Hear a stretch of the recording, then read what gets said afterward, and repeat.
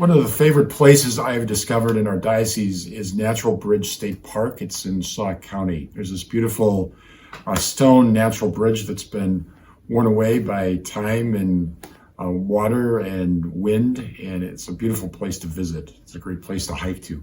Next to this bridge is a cave, and the sign in front of the cave tells us that in this cave is the earliest sign of human habitation in Central North America. And it goes on to say that 6,000 years ago, Paleo Indians were hunting mastodons in this area and living in that cave. 6,000 years, 4,000 years before Christ.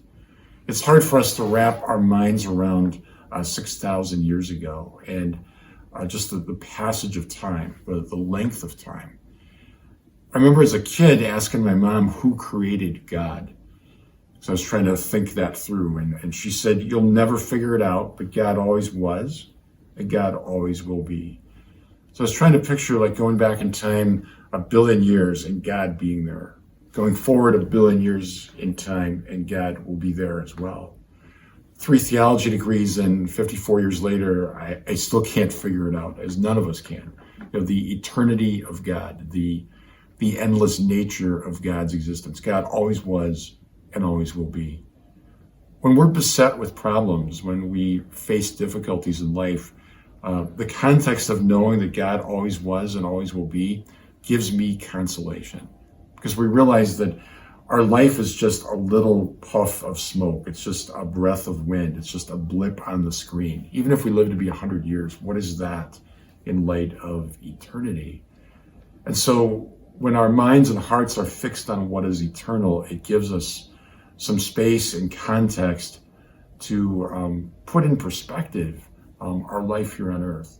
So the real question we want to ask ourselves is not what am I doing tonight for dinner, not how will I spend this weekend, even not what are my plans in 5 years. The ultimate question, the most important question is, where do you want to be 1,000 years from now?